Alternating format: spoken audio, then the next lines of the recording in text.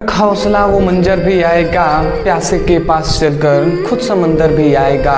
थक कर ना बैठ ए मंजिल के मुसाफिर, क्योंकि मंजिल भी मिलेगी और मंजिल मिलने का मज़ा भी आएगा।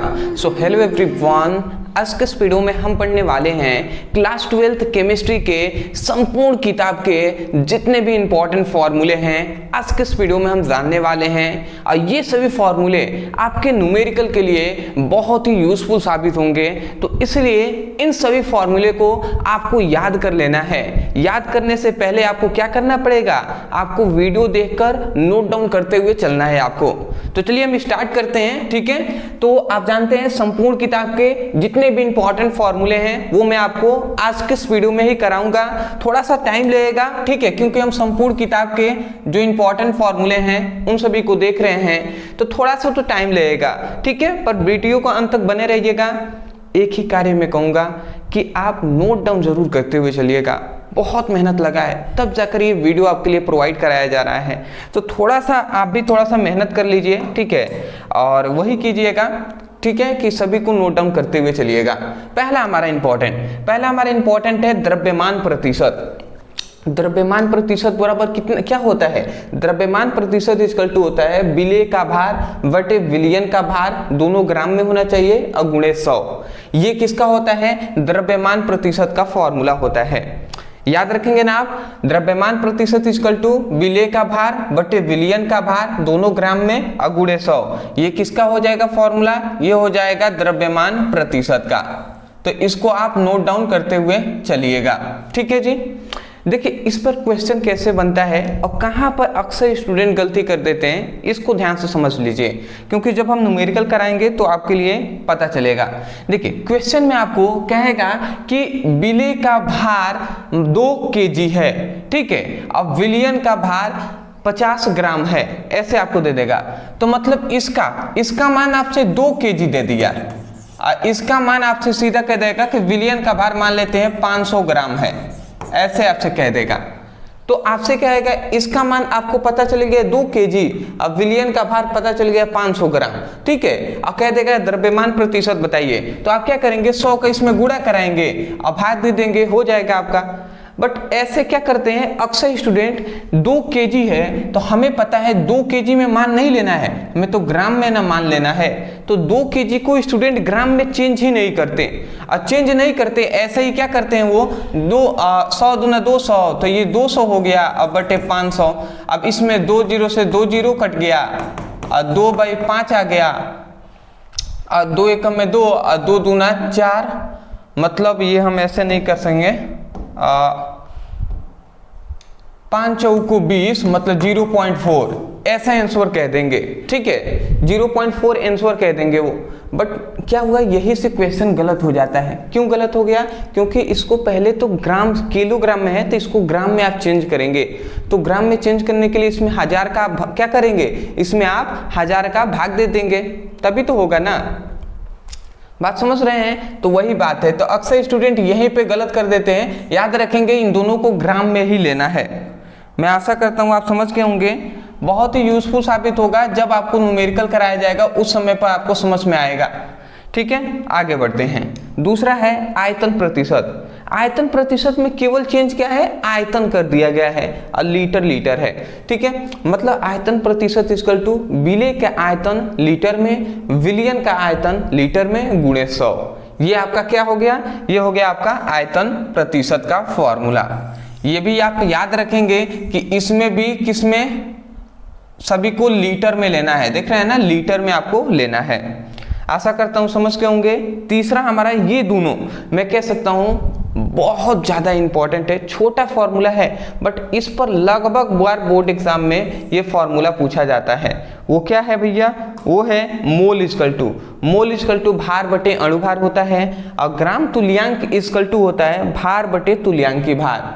अभी जस्ट आगे फॉर्मूला बताएंगे, उसमें ये उपयोगी साबित होगा आपके लिए। याद रख लीजिए, अभी याद रख लीजिए कि मोल बराबर क्या होता है, भार बटे अणुभार होता है, और ग्राम तुल्यांक बराबर क्या होता है, ग्राम तुल्यांक बराबर क्या होता है, ग्राम तुल्यांक बराबर भार बटे तुल्यांकी भार। इतनी बात समझ गए ना। अच्छा मान लीजिए सपोज दैट, यहाँ पे थोड़ा सा समझने वाली बात यह है कि मान लीजिए मोल बराबर भार बटे अणुभार है, तो अगर कोई हमसे पूछ दिया कि विलेय का मोल क्या का फॉर्मूला बताइए, तो अगर हमसे कोई पूछ दिया कि विलेय का मोल, तो विलेय का मोल अगर ज्ञात करना हो तो हमें क्या चाहिए। देखिए मोल बराबर हम भार बटे अणुभार जानते हैं, तो हमें किसका मोल पूछा है, विलेय का मोल पूछा है, तो विलेय का ही भार हमें चाहिए और विलेय का ही अणुभार हमें चाहिए।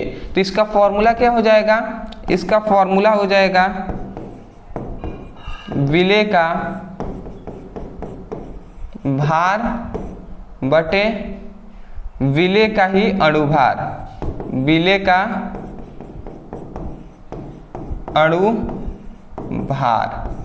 मैं आशा करता हूं आप समझ गए होंगे कि क्या आपने समझा, आपने यही समझा कि जिसका हमने कहेगा उसी का हमें भार लेना है। जैसे मोल कह दिया तो मोल बराबर भार बटे अणुभार है, तो अगर विलेय का मोल कहता है तो विलेय का भार लेंगे ऊपर और फिर से विलेय का अणुभार लेंगे नीचे। यदि हमसे कह दिया विलेय ना कहकर, यदि हमें यहाँ पर विलेय ना कहकर हमें विलायक कह दिया कि विलायक का मोल बताइए, तो विलायक यहाँ पे जो विलेय लिखा गया है विलायक कह दिया, तो हम क्या करेंगे, यहाँ पे विलायक का भार लेंगे, फिर से नीचे भी विलायक का अणुभार लेंगे। बात समझ रहे हैं ना, तो ये बात आप याद रखेंगे। दूसरी बात, यदि कह दिया कि ग्राम तुल्यांक बराबर भार बटे तुल्यांकी भार है, अगर हमसे कह दिया कि विलेय का ग्राम तुल्यांक बताइए, तो विलेय का ग्राम तुल्यांक है तो हम लिखेंगे विलेय का भार बटे विलेय का तुल्यांकी भार। समझ रहे हैं ना, आगे अभी आपको समझ में आएगा। चलिए स्क्रीनशॉट ले लीजिए, बहुत इंपॉर्टेंट फॉर्मूले हैं, जल्द से जल्द स्क्रीनशॉट ले लीजिए। चलिए जी, चलिए आगे बढ़ते हैं। पांचवा हमारा देखिए, ये देखिए कितना इंपॉर्टेंट ये फॉर्मूला है, मैं आपको बता नहीं सकता कितना इंपॉर्टेंट है, तो इसको आप ध्यान से समझते हुए चलेंगे। देखिए यहाँ पे सबसे ऊपर आपसे क्या कहा है, सबसे ऊपर आपसे कह दिया है नॉर्मलता का। देखिए नॉर्मलता का ही ना कहा है, विलयन की नॉर्मलता इक्वल टू होता है विलेय का ग्राम तुल्यांक बटे विलयन का आयतन। ठीक है, विलेय का ग्राम तुल्यांक बटे क्या होता है, विलयन का आयतन होता है। तो ये फॉर्मूला आप याद रखेंगे जी। मैं आशा करता हूं आप समझ गए होंगे कि नॉर्मलता इक्वल टू होता है विलेय का ग्राम तुल्यांक बटे विलयन का आयतन होता है। तो ये फॉर्मूला आप याद रखेंगे, बट इससे भी ज़्यादा, इससे भी मैं 100% कह सकता हूँ कि इससे भी ज़्यादा ये वाला फॉर्मूला आपके लिए ज़्यादा उपयोगी साबित होगा। देखिए नॉर्मलता को हम n से दर्शाते हैं, तो n हम लिख देते हैं। देखिए विलेय का ग्राम तुल्यांक, तो ग्राम तुल्यांक बराबर भार बटे तुल्यांकी भार होता है ना जी। अभी हमने देखा यहाँ पे कि ग्राम तुल्यांक बराबर भार बटे तुल्यांकी भार है ना। तो यहाँ पे कह रहा है कि विलेय का ग्राम तुल्यांक, तो विलेय के ग्राम तुल्यांक बराबर हम लिख सकते हैं कि विलेय का भार बटे तुल्यांकी भार लिख सकते हैं ना। तो वही बात हम यहाँ पे लिखेंगे कि विलेय का भार और बटे हम क्या लिखेंगे, बटे हम लिखेंगे विलेय का भार बटे विलेय का तुल्यांकी भार। तो हम यहाँ पे केवल तुल्यांकी भार लिख दे रहे हैं, आप समझ लीजिएगा विलेय का ही तुल्यांकी भार यहाँ पे कहा जा रहा है, तुल्यांकी भार। और तब जाकर गुणे में आप क्या देंगे, तब लिखेंगे विलयन का आयतन, वो भी लीटर में, विलयन का आयतन और वो भी किस में, लीटर में। मैं आशा करता हूं आपको समझ में आ गया होगा ये फॉर्मूला। तो इस फॉर्मूले को कभी भी मिस नहीं करना है, इसको बिल्कुल आप याद कर लीजिए। ये फॉर्मूला बहुत ज़्यादा इंपॉर्टेंट है, इससे भी फॉर्मूले से ज़्यादा ये इंपॉर्टेंट है, क्योंकि विलेय का भार का मान देता है, विलेय का आयतन का मान देगा, नॉर्मलता का मान देगा और तुल्यांकी भार का मान पूछ लेगा। ऐसे क्वेश्चन बनता है, तो ये फॉर्मूला आप याद रखेंगे। नॉर्मलता इक्वल टू विलेय का भार बटे विलेय का तुल्यांकी भार गुणे विलयन का आयतन लीटर में। बात समझ गए होंगे। आते हैं जी, छठा हमारा इंपॉर्टेंट है मोललता इक्वल टू होता है विलेय का मोल बटे विलेय का भार, वो भी केजी में। तो ये आपको फॉर्मूला पहले ही पता चल गया। कि क्या आपको पता चला कि मोललता इक्वल टू होता है विलेय का मोल बटे विलायक का भार, वो भी किलोग्राम में होना चाहिए। तो ये आपका हो गया। याद रखें मोल कहे या मोलों की संख्या कहे, दोनों बात एक ही है, इससे कंफ्यूज नहीं होना है। देखिए इससे भी ज्यादा एक और फॉर्मूला है, देखिए कैसे। मोललता को भी हम एम से ही, कैपिटल एम से ही दर्शाते हैं, तो कैपिटल एम हमने लिख दिया। विलेय का मोल कह रहे हैं, मोल बराबर भार बटे अणुभार होता है, तो विलेय का मोल कहा है ना, तो विलेय का भार हम ऊपर लेंगे, विलेय का भार बटे विलेय का अणुभार नीचे लेंगे, तो हम डायरेक्ट अणुभार लिख रहे हैं। आप समझ जाइएगा कि विलेय का कह रहा है, तो विलेय का भार बटे विलेय का अणुभार, फिर से नीचे लिखेंगे विलायक का भार, तो अब हम लिख देंगे यहाँ पे विलायक का भार, और वो भी किस में, केजी में होना चाहिए। तो ये हमारा इंपॉर्टेंट फिर से ये एक फॉर्मूला मिल गया। इस फॉर्मूले को आप बिल्कुल मिस नहीं करेंगे, याद रखेंगे जी, ठीक है। इससे ज्यादा ये इंपॉर्टेंट है, समझ में आ रहा है ना। मोल बराबर होता है भार बटे अणुभार, वही हमने लिख दिया है विलेय का भार बटे विलेय का अणुभार, ये वाला इधर गुणा आ जाएगा, तो विलायक का भार हमने लिख दिया है किलोग्राम में। आते हैं आगे, आगे आता है मोलरता। मोलरता इक्वल टू होता है विलेय का मोल बटे विलयन का आयतन।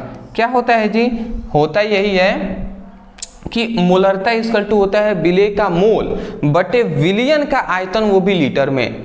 तो बताइए विलेय का मोल है, तो इसको भी भार बटे अणुभार में चेंज कर सकते हैं, तो बिल्कुल। तो हम चाहे तो इसको भी लिख सकते हैं, मोलरता को भी कैपिटल एम से दर्शाते हैं, तो एम इक्वल टू विलेय का मोल है, तो विलेय के मोल की जगह पर विलेय का भार लिखेंगे, विलेय का भार अब बटे क्या लिख देंगे, अणुभार,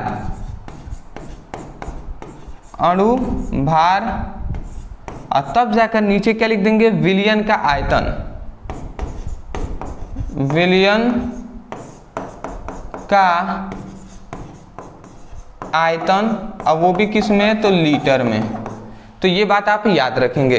बात समझ ही रहे हैं। फॉर्मूला में थोड़ा सा जल्दी जल्दी लिख दे रहा हूँ, इससे ये नहीं समझना है कि इंपॉर्टेंट नहीं है, ठीक है ना, बहुत ज़्यादा इंपॉर्टेंट ये सभी है।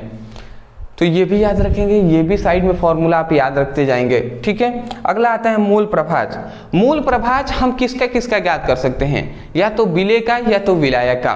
थोड़ा सा मैं यहाँ पे समझाना चाहूँगा, क्योंकि फॉर्मूला याद करना ही इंपॉर्टेंट नहीं है, फॉर्मूले को समझना भी इंपॉर्टेंट है। मान लेते हैं आपने ये सभी टॉपिक पढ़ा होता है तो आपको सब समझ में आता, नहीं पढ़े हैं तो यहाँ पे समझना भी पड़ेगा। देखिए हम जानते हैं जो विलयन होता है ना, कोई भी विलयन है तो विलयन दो चीजों से मिलकर बना होता है, दो घटक से, एक होता है विलेय और एक होता है विलायक। बात समझ रहे हैं। तो विलेय और विलायक जब दोनों आपस में मिलते हैं तब जाकर विलयन बनता है। इतनी बात समझ गए। तो देखिए मूल प्रभाज जो ज्ञात होगा वो या तो विलेय का मूल प्रभाज हम ज्ञात कर सकते हैं या विलायक का मूल प्रभाज हम ज्ञात कर सकते हैं, ठीक है ना। तो या तो आपसे विलेय का मूल प्रभाज कहेगा या विलायक का मूल प्रभाज कहेगा। तो ये बात आप समझ गए ना, इन्हीं दोनों को ज्ञात करना है। दूसरी बात, अगर आपसे कह दिया गया कि विलयन का मोलों की संख्या, ऐसे कह दिया कि विलयन की मोलों की संख्या ज्ञात कीजिए, तो आप कैसे ज्ञात करेंगे। अगर मैं आपसे सिंपल में कहूँ विलयन की मोलों की संख्या आपसे कह दे ज्ञात करने को, तो आप कैसे ज्ञात करेंगे।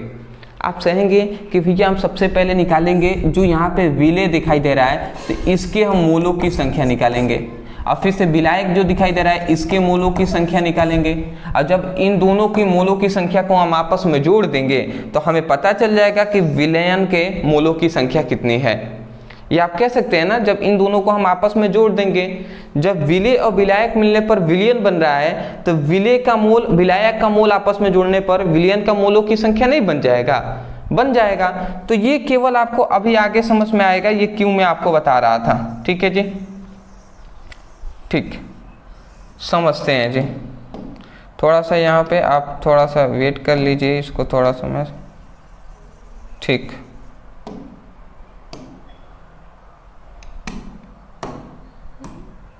समझिएगा।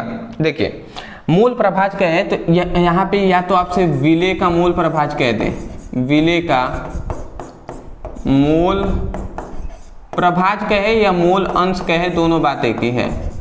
देखिए विलेय का मोल प्रभाज कहता है तो आप क्या लिखेंगे, आप लिखेंगे विलेय का मोल, विलेय का मोल अब बटे क्या होता है, बटे होता है विलयन का मोल। ये बात आप याद रखेंगे।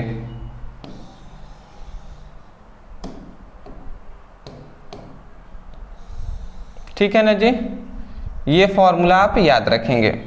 मतलब विलेय का अगर मोल प्रभाज कहे, जिसका कहेगा, यहाँ पर देखिए यहाँ पर विलेय का मोल प्रभाज कहा है तो विलेय का मोल हमने ऊपर लिया है बटे विलयन का मोल हमने नीचे ले लिया है। यदि आपसे कहता है यहाँ पर विलायक का मोल प्रभाज तो आप क्या लिखेंगे, विलायक का मोल बटे विलयन का मोल। यही आपका फॉर्मूला है। बात समझ गए ना।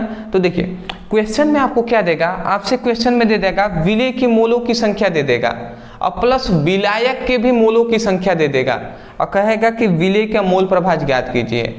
तो देखिए विलेय का मोलों की संख्या मान लेते हैं 5 दे दिया है, ठीक है। अब विलायक के मोलों की संख्या मान लेते हैं 6 दे दिया है, ठीक है। तो ये बताइए विलेय के मोल की संख्या पर हम 5 रख देंगे। अब विलयन का ना हमें मोल चाहिए और हमें विलायक का मोल दिया है तो हम जानते हैं कि विलेय और विलायक के मोलों की संख्या को जोड़ देते हैं तो हमें विलयन की मोल हमें पता चल जाएगा।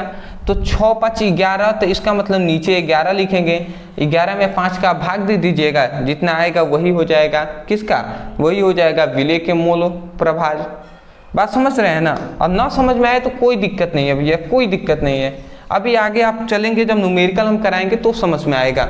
स्क्रीनशॉट ले लीजिए, आगे हम बढ़ते हैं, ठीक है। और भी बहुत सारे अभी हमें देखना है फॉर्मूले, ले लिए होंगे। चलिए जी, चलिए जी। आप देखिए अगला हमारा इंपॉर्टेंट आता है, ये देखिए ये दोनों इतने इंपॉर्टेंट है, मैं कह सकता हूँ कि 5 अंक में, ये आपके 5 अंक में आपके बोर्ड एग्जाम में हर वर्षों में पूछे जाते हैं इस पर न्यूमेरिकल। तो इसलिए मैं कहूँगा इस पर विशेषकर आप ध्यान दे दीजिएगा। देखिए मोलल उन्नयन स्थिरांक, दोनों का ये फॉर्मूला एक ही होता है, अभी आपको समझ में आएगा। मोलल उन्नयन स्थिरांक इक्वल टू, मोलल उन्नयन स्थिरांक को kf से प्रदर्शित करते हैं। kf equal to small m into del t capital W by 1000 into small w। ये आपका क्या होता है, मोलल उन्नयन स्थिरांक का ये फॉर्मूला है। किसका है जी, मोलल उन्नयन स्थिरांक का ये फॉर्मूला है।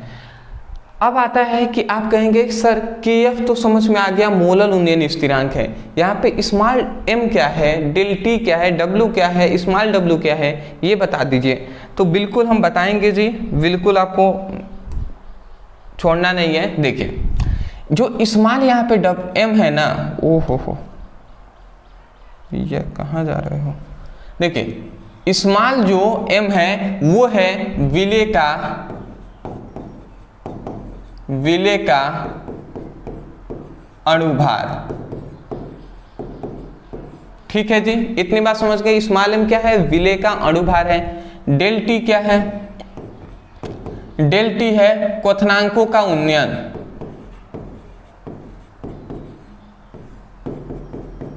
क्वथनांक का उन्नयन, ठीक है जी। उसके बाद कैपिटल W क्या है, विलायक का भार, क्या है, विलायक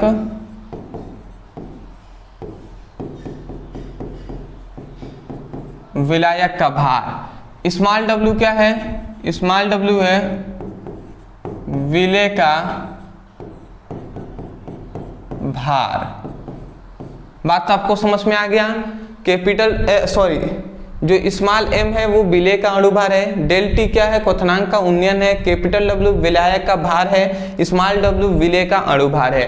तो ये आपको ये याद रखना है, साइड में हमने लिख दिया है। मोलल उन्नयन स्थिरांक को kb से प्रदर्शित करते हैं। kb का भी सेम टू सेम यही फॉर्मूला होता है, ठीक है। तो ये आपको याद रखना है, kb का भी वही फॉर्मूला होता है, तो ये आप फॉर्मूला याद रखेंगे। इसमें भी आपको याद रखना है कि m क्या है, विलेय का क्या है, अणुभार है। यहाँ पे डेल t क्या क्वथनांक का उन्नयन है, कैपिटल W विलायक का भार है और W क्या है, विलेय का भार है। तो इतनी बात आप समझ गए होंगे। उसके बाद आता है वाष्प दाब। तो वाष्प दाब इक्वल टू होता है P, वाष्प दाब को P से प्रदर्शित करते हैं, P equal to PA plus PB। यहाँ पे अगर मैं आपको समझाना चाहूँ तो समझ लीजिए, जैसे कि ये एक बर्तन है, अब इस बर्तन में विलयन भरा गया है, बट विलयन दो घटक से मिलकर बना है, एक है विलेय, एक है विलायक। तो मान लेते हैं जो विलेय है ना, तो एक घटक का एक घटक का भी वाष्प दाब होगा, अब बी घटक का भी वाष्प दाब होगा ना जी। तो अगर हम ए घटक का वाष्प दाब और बी घटक के वाष्प दाब को जोड़ देते हैं तो हमें विलयन का वाष्प दाब पता चल जाएगा।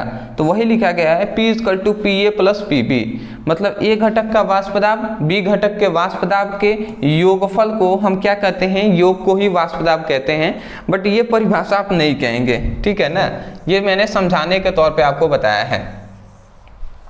अगला यहाँ पे विद्युत चालकता, तो याद रखेंगे विद्युत चालकता को C से प्रदर्शित करते हैं, C इक्वल टू क्या होता है 1/R होता है, जहाँ R क्या है, R है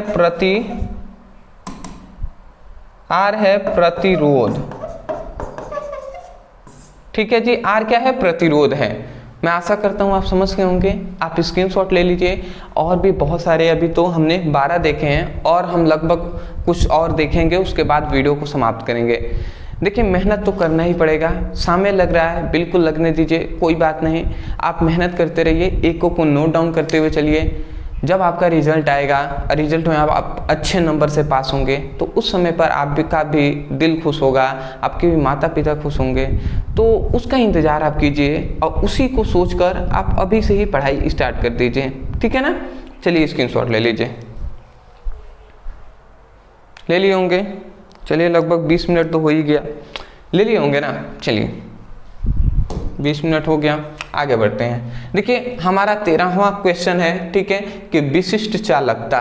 तो विशिष्ट, यहाँ पे हमने विद्युत चालकता C इक्वल टू 1/R देखा है, उसके बाद विशिष्ट चालकता इक्वल टू क्या होता है, विशिष्ट चालकता इक्वल टू होता है 1/ρ। यहाँ पर ये क्या है, कप्पा है विशिष्ट चालकता, ρ क्या है, ρ है विशिष्ट प्रतिरोध, विशिष्ट प्रतिरोध जो क्या है, रो है, विशिष्ट प्रतिरोध है रो। ये बात आप बिल्कुल भी मिस नहीं करेंगे, इसको आप याद रखेंगे। उसके बाद आता है, याद रखेंगे, ये एक फॉर्मूला हो गया, कप्पा इक्वल टू 1/ρ, मतलब विशिष्ट प्रतिरोध के व्युत्क्रम को विशिष्ट चालकता कहते हैं। बट यहाँ पे एक और फॉर्मूला है, कप्पा मतलब विशिष्ट चालकता का CL/A, जहाँ C क्या है, चालकता है, C क्या है, चालकता है, L क्या है, L है लंबाई, इलेक्ट्रोडों की बीच की दूरी कह सकते हैं या लंबाई कह सकते हैं, A क्या है, अनुप्रस्थ काट का क्षेत्रफल है जो है A। ना समझ में आया कोई दिक्कत नहीं, हम फिगर से आपको समझा देते हैं। जैसे ये एक बर्तन है, थोड़ा सा फास्ट में चलूंगा, ये बर्तन है, इस बर्तन में मान लेते हैं 2 धातु के प्लेट हैं, इस बर्तन में 2 धातु के ये प्लेट हैं, एक पर मान लेते हैं +Q आवेश उपस्थित है, एक पर -Q आवेश उपस्थित है। तो इन दोनों को हम क्या कहते हैं, इलेक्ट्रोड कहते हैं, ठीक है, इन दोनों को एक साथ हम कहेंगे इलेक्ट्रोड। एक कैथोड है एक एनोड है, बट दोनों को इलेक्ट्रोड कहते हैं। तो अगर हम सिंपल में कहें ना, तो इन दोनों इलेक्ट्रोडों की जो बीच की दूरी है, इन दोनों इलेक्ट्रोडों की जो बीच की दूरी है वही दूरी है L, समझ गए। तो वही इलेक्ट्रोडों की बीच की दूरी कह सकते हैं या लंबाई कह सकते हैं, वो L है। अनुप्रस्थ काट का क्षेत्रफल का मतलब कि इसका कुछ ना कुछ क्षेत्रफल होगा कि नहीं, इसका कुछ ना कुछ क्षेत्रफल होगा, मतलब क्षेत्रफल मतलब इसकी, ये मान लेते हैं यही है एक धातु का प्लेट, तो ये बताइए इसमें कुछ ना कुछ इसकी मोटाई है कि नहीं है, बिल्कुल है, तो वही क्षेत्रफल इसको कहा जा रहा है। समझ क्या होंगे, आगे बढ़ते हैं। सेल नियतांक इक्वल टू होता है विशिष्ट चालकता इंटू प्रतिरोध, ठीक है, सेल नियतांक इक्वल टू विशिष्ट चालकता इंटू प्रतिरोध होता है। या इसे ही हम संकेत रूप में क्या लिख सकते हैं, इसे ही हम संकेत रूप में P इक्वल टू क्या हम लिख सकते हैं, P equal to C into R लिख सकते हैं। कैसे हम C इंटू R लिख सकते हैं, सॉरी ये नहीं लिख पाएंगे, चलिए जी मैं थोड़ा सा आपको बता ही दे रहा हूँ। देखिए सेल नियतांक इक्वल टू विशिष्ट चालकता इंटू प्रतिरोध होता है, ठीक है। तो अगर हम चाहें तो सेल नियतांक को हम P से दर्शाते हैं, तो P हमने लिख दिया, और उसके बाद विशिष्ट चालकता को कप्पा से प्रदर्शित करते हैं तो कप्पा लिख देंगे, और प्रतिरोध को R से दर्शाते हैं तो R हमने लिख दिया। तो ये हम संकेत रूप में ये लिख सकते हैं, ठीक है। उसके बाद आता है कि उसके बाद क्या आता है, चालक का प्रतिरोध। चालक के प्रतिरोध को R से प्रदर्शित करते हैं, R equal to rho L by A होता है। रो आप जानते हैं क्या होता है, विशिष्ट चालकता होता है। L क्या है, दो इलेक्ट्रोडों के बीच की दूरी। L क्या है, इलेक्ट्रोडों के अनुप्रस्थ काट का क्षेत्रफल। इसमें कोई दिक्कत नहीं है। तुल्यांकी भार का यहाँ पे दो फॉर्मूले होते हैं। तुल्यांकी भार का यहाँ पे दो फॉर्मूले होते हैं, इन दोनों का आपको याद रखना है, ठीक। आप कहेंगे ये सब क्या है, तो ये देखिए लेमडा EQ है। लेमडा EQ को तुल्यांकी चालकता कहते हैं, और तुल्यांकी चालकता इक्वल टू होता है विशिष्ट चालकता, जिसे कप्पा से प्रदर्शित करते हैं। विशिष्ट चालकता, अब VEQ लिखा है। VEQ मतलब है कि ऐसा आयतन जिसमें विद्युत अपघट्य का 1 मोल घुला हो, वही क्या है, VEQ है। तो मैं लिखना चाहूँ तो VEQ इक्वल टू मैं लिख सकता हूँ कि वह आयतन जिसमें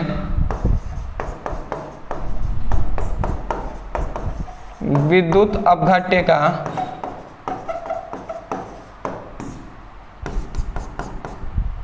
1 मोल घुला हो,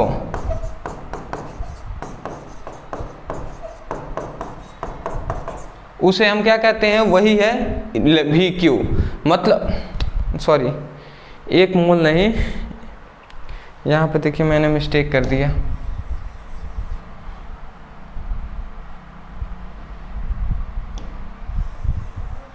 ठीक है, देखिए वह आयतन जिसमें विद्युत अपघट्य का 1 ग्राम तुल्यांक घुला हो, 1 ग्राम तुल्यांक घुला हो, 1 ग्राम तुल्यांक घुला हो, उसे हम क्या कहते हैं, वही है VEQ। ठीक है, वह आयतन जिसमें विद्युत अपघट्य का 1 ग्राम तुल्यांक घुला हो वो VEQ है। याद रखेंगे लेमडा EQ इक्वल टू होता है कप्पा इंटू 1000/m होता है। कप्पा है विशिष्ट चालकता, 1000 आप जानते ही हैं। ठीक है, n क्या है, यहाँ पे नॉर्मलता है। क्या है, यह है नॉर्मलता।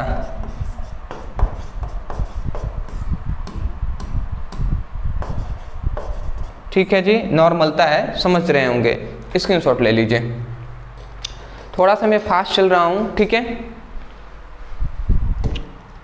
अंतिम, ये अब हमारा अंतिम आता है। 3 और इम्पॉर्टेंट है जो है मोलर चालकता। मोलर चालकता इक्वल टू, आप याद रखेंगे 5 नंबर पे इस पर न्यूमेरिकल पूछ लिया जाता है। देखिए मोलर चालकता इक्वल टू कप्पा मतलब विशिष्ट चालकता और VM मतलब वह आयतन जिसमें विद्युत अपघट्य का 1 मोल घुला हो। ठीक है, तो आप लिखना चाहें तो VM इक्वल टू लिख सकते हैं वह आयतन जिसमें विद्युत अपघट्य का 1 मोल घुला हो। 1 मोल घुला हो वही क्या कहलाएगा, मोलर चालकता कहलाएगा। मोलर चालकता VM कहलाएगा। दूसरी बात, इसी का मतलब मोलर चालकता का एक और फॉर्मूला होता है कप्पा इंटू 1000/m। तो याद रखेंगे मतलब VM इक्वल टू होता है यहाँ पे 1000 रहेगा। ठीक है, 1000/m होता है, तो ये बात आप याद रखेंगे 1000/m होता है। तो ये हमने लिख दिया। तो यहाँ पे आपने समझ लिया 1 ग्राम यहाँ पे तुल्यांक घुला था तो वो VEQ है, बट यहाँ पे 1 मोल घुला है, 1 मोल, तो वो क्या है, VM है। समझ गए होंगे। सेलों का विद्युत वाहक बल E equal to E cathode minus E anode होता है। ठीक है ना, तो इस फॉर्मूले को भी याद रखेंगे कि सेलों का विद्युत वाहक बल E equal to E cathode E anode होता है। ई कैथोड मतलब है कि कैथोड पर जो इलेक्ट्रोड विभव है उसका और एनोड पर जो इलेक्ट्रोड विभव है उसका क्या होता है, अंतर को ही हम क्या कहते हैं, सेलों का विद्युत वाहक बल कहते हैं। समझ रहे हैं ना। देखिए ये इलेक्ट्रोड है, ये मान लेते हैं कैथोड है, ये एनोड है, ठीक है। ज़्यादातर जस्ट इसके अपोजिट होता है। कहाँ चले गए भैया,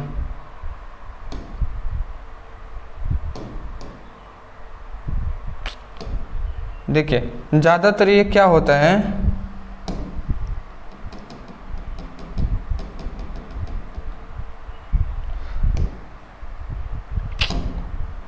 बहुत समस्या है।